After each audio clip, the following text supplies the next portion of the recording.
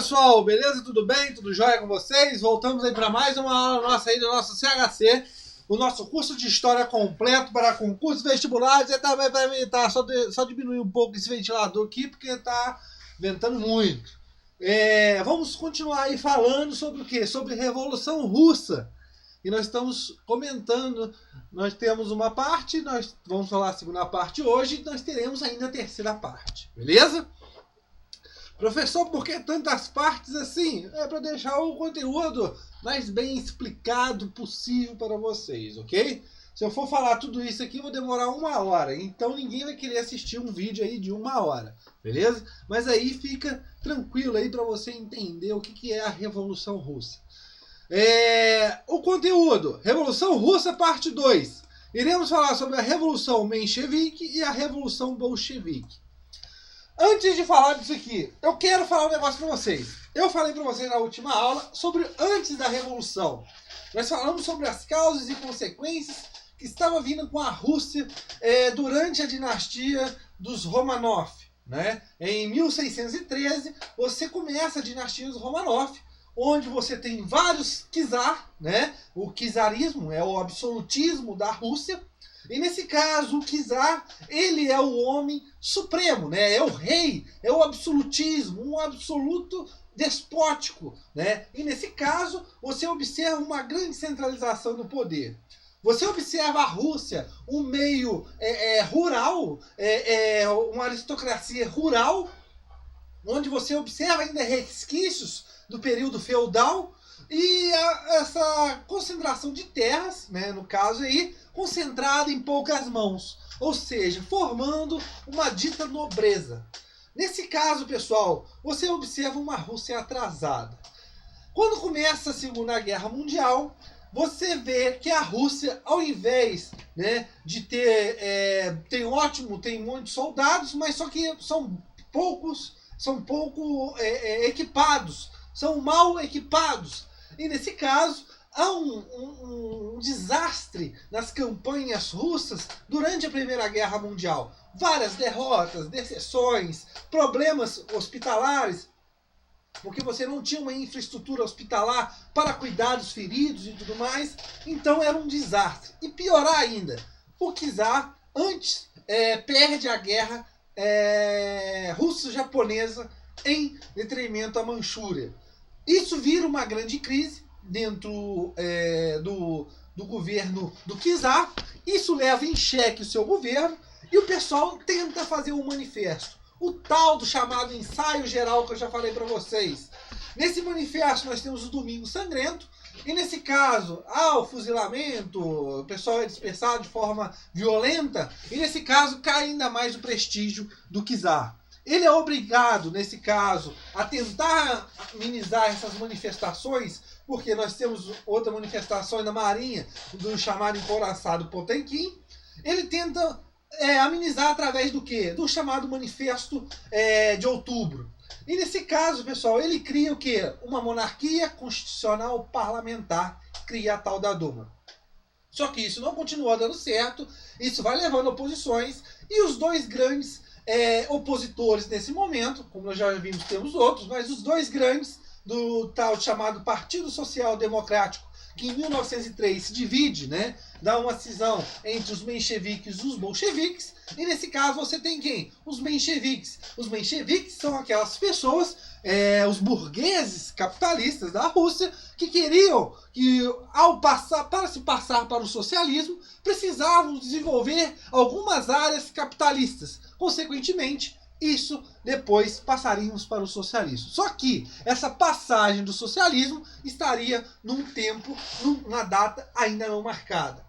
Os bolcheviques, que era a maioria, nesse caso falavam, né, a liderança aí dos soviets, né, você via com Lenin e Trotsky, você observava o quê? Você observava que eles viam que a Rússia poderia logo pular para o socialismo.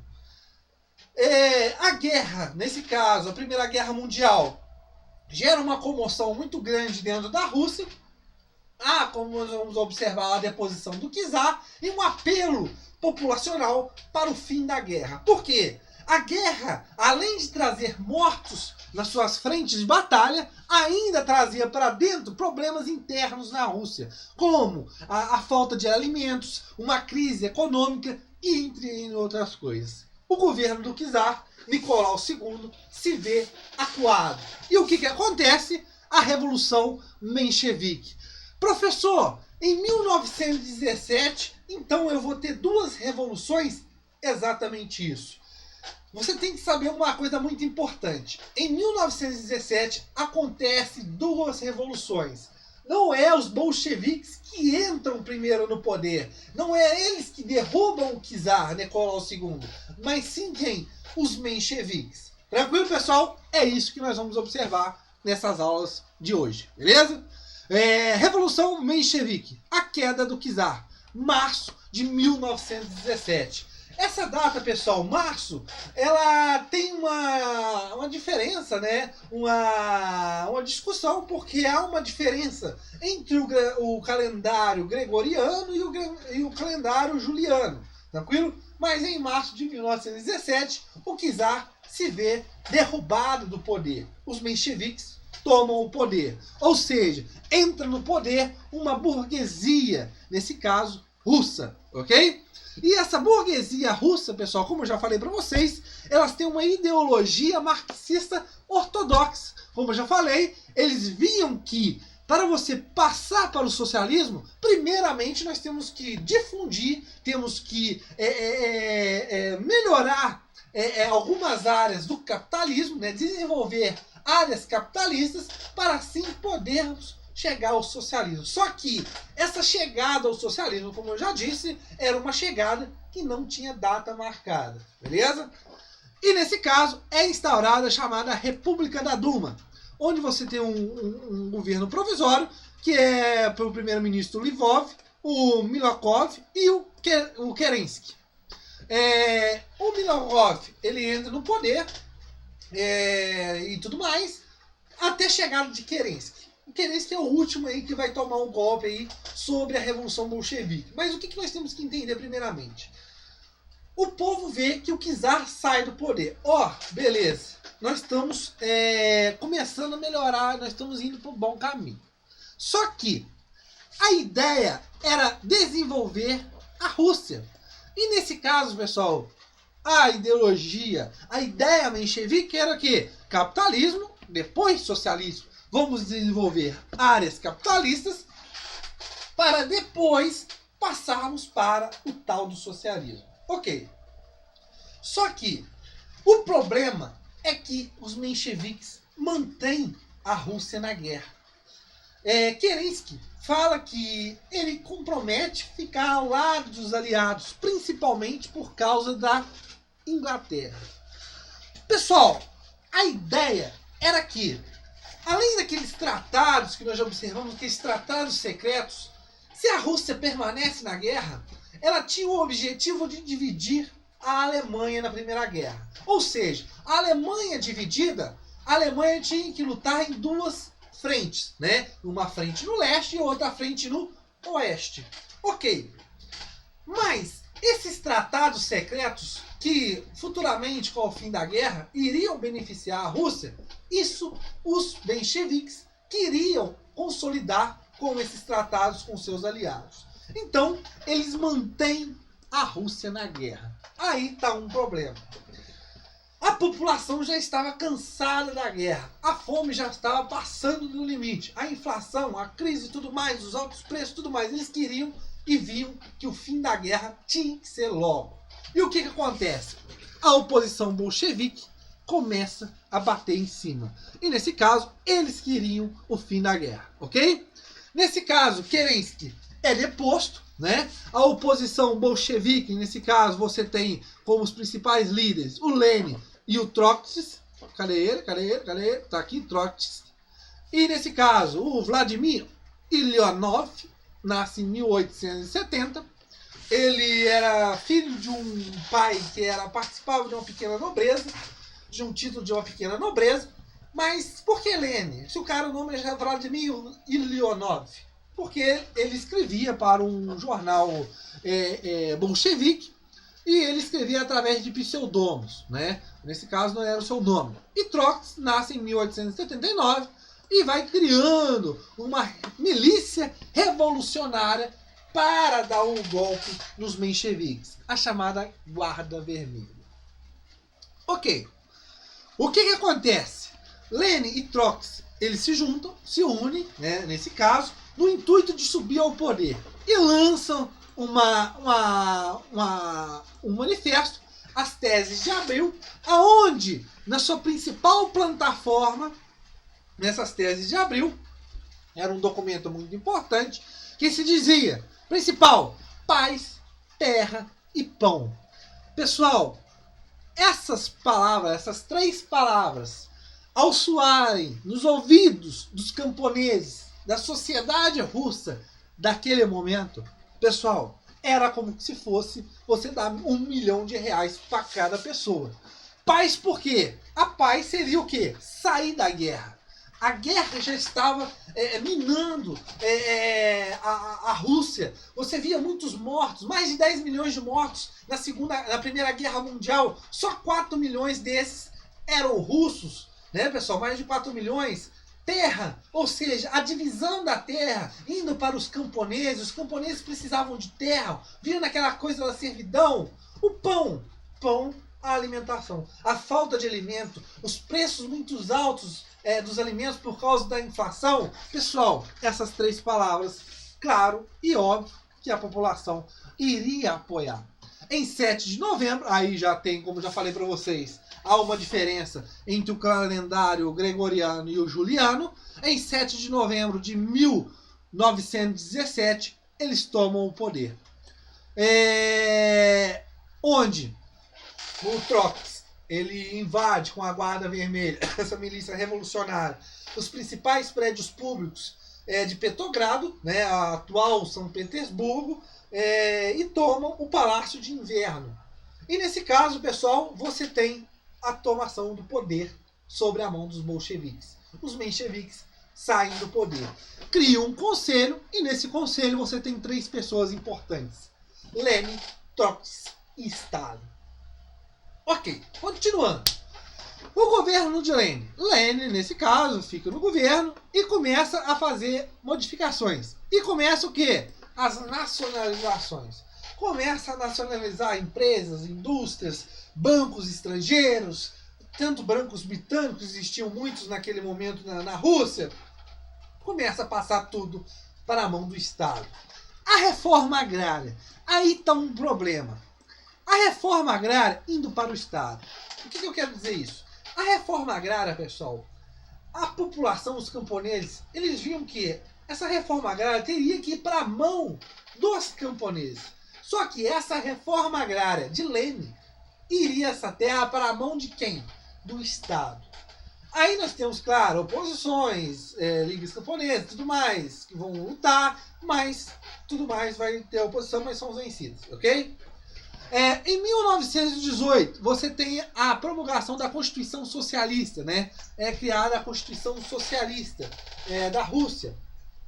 E qual que é a diferença de uma Constituição Socialista para uma capitalista? Que a capitalista, ela defende os meios de produção e a propriedade privada. A principal característica, né? A capitalista, ela defende os meios de produção, ela defende as pessoas que têm esses meios e defende também a propriedade privada. A socialista, não. Beleza, pessoal? E o que acontece? Precisava sair da guerra. E isso acontece em 1918, com um tratado com a Alemanha, chamado Brest-Litovsk. Esse tratado de Brest-Litovsk, um armistício entre a Rússia e a Alemanha, dá perdas para a Rússia. Para a Rússia sair da guerra, pessoal, ela tinha que conceder alguns territórios para a Alemanha. E começa a conceder vários territórios, indenizações para a Alemanha. E nesse caso, pessoal, o que nós observamos nas nossas videoaulas sobre a Primeira Guerra Mundial, que vai e muito influenciar a entrada dos Estados Unidos na guerra. Por quê? Se a Alemanha não precisa mais dividir tropas porque a Rússia saiu, a Alemanha pode vencer a França e, consequentemente, poderia vencer a guerra. Os Estados Unidos, que financiavam esses países aliados, viam que se a Alemanha ganhasse, o seu dinheiro ia para o ralo. Ou seja, entram na guerra. Beleza, pessoal?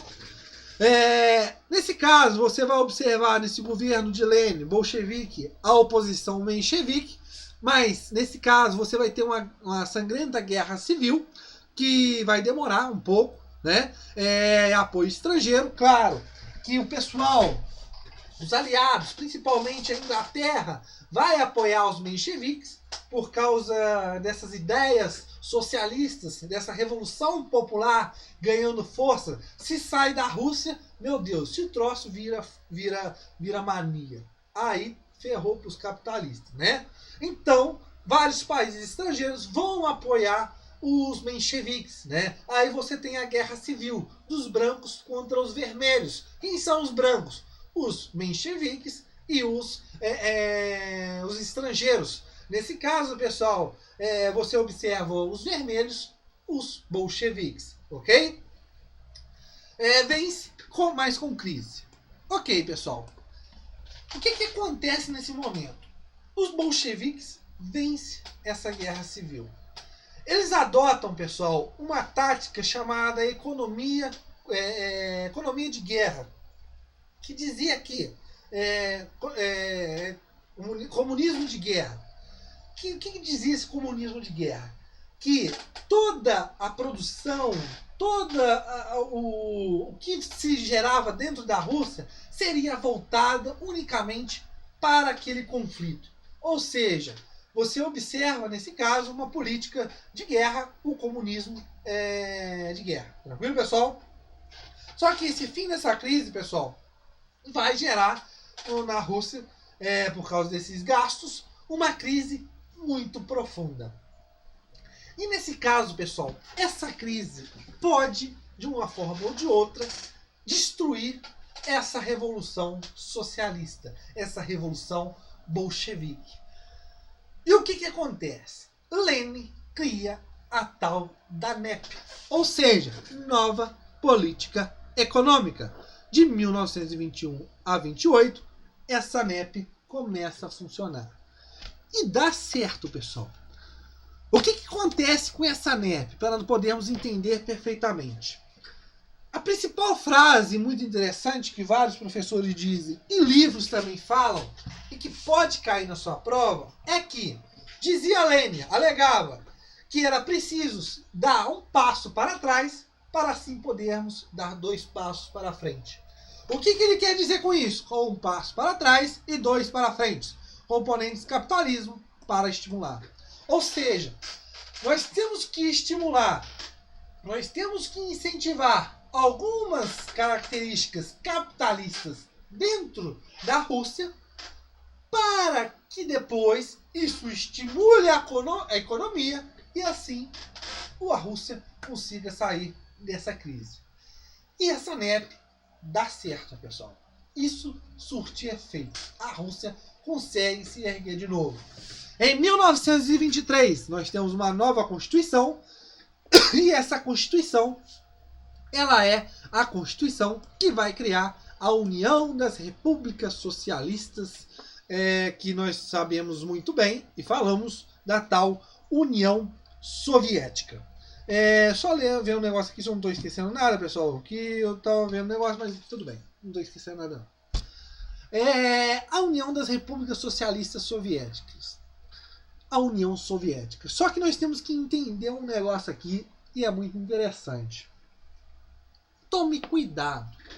A União Soviética não é um país. O que, professor? O que é isso? Você tá falando doideira, você ficou doido?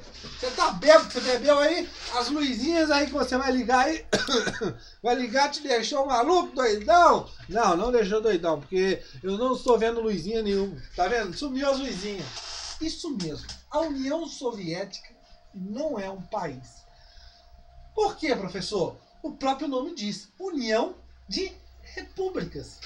Ah, professor, o que você quer dizer aí? Não entendi nada. Olha, pessoal, para que a Rússia saísse dessa crise, e ainda mais Quando você tem essa revolução bolchevique, essa revolução popular dentro da Rússia, os países estrangeiros ficam com medo. Vai que a moda pega. Então, esses países, principalmente a Inglaterra, vão começar a fazer o quê? Bloqueios econômicos à Rússia.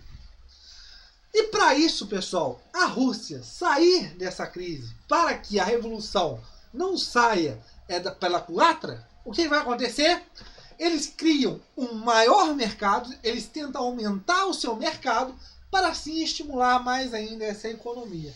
Mais mercado, mais economia. Ou seja, eles começam a unir várias repúblicas que se identificavam e tudo mais, e nesse caso, essas repúblicas se uniam à Rússia, criavam então a União das Repúblicas Socialistas Soviéticas. Ou seja, essa União Soviética é uma união de várias repúblicas, para assim você ter mais mercados, para você ter mais fornecimento de matéria-prima e, consequentemente, estimular mais ainda a economia. E, nesse caso, pessoal, essas repúblicas que se uniram, elas vão continuar com as suas próprias autonomias. Ou seja, elas vão ter seu presidente, elas vão ter suas eleições, a Rússia vai continuar tendo seu presidente, só que quem nesse caso ia gerir, quem ia mandar em todas essas repúblicas, em tese, né, seria quem? O secretário-geral. Aí, nesse caso, nós temos o nome do Stalin. Quando o Muro de Berlim cai em 1991, pessoal, é muito interessante nós observarmos que não é a Rússia que cai, e sim a União Soviética. É o secretário-geral que cai. O presidente da Rússia continua o mesmo. Tranquilo, pessoal? Ok? Ok, beleza. A morte de Lenin. Em 24, Lenin bate as botas. Lenin vai para a cidade despejar junto. Só que isso acirra uma disputa de poder entre Trotsky e Stalin, Joseph Stalin. Stalin, pessoal, ele rompe com Lenin anos antes. Então ele fica um pouco mais distante de Lenin. Trotsky, nesse caso, era a pessoa que iria suceder Lenin e era a pessoa que, nesse caso, teria o maior consequência de suceder. Só que a ideia de Trotsky, Leonel Trotsky, revolução permanente. Aí está um problema. Trotsky, pessoal, defendia que a revolução socialista, ela, além de acontecer dentro da Rússia, ela teria que continuar acontecendo em outros países. E está aí um problema. A população via um problema nisso. Por quê? Caso Trotsky chegue no poder, essa revolução tinha que ir indo até a Revolução Mundial, tá? Chegar a todos os países. Só que, para isso, você vê mais guerras, você vê mais conflitos, você vê mais mortes, você vê mais crises econômicas e, nesse caso, a população não quer passar mais por isso. Lembrando da Primeira Guerra Mundial. O que acontece nesse momento? Stalin, com suas ideias, e ele consegue se articular muito bem dentro do Partido Comunista. E esse Partido Comunista é o único partido nesse momento na Rússia. E nós temos que entender uma coisa muito interessante da religião.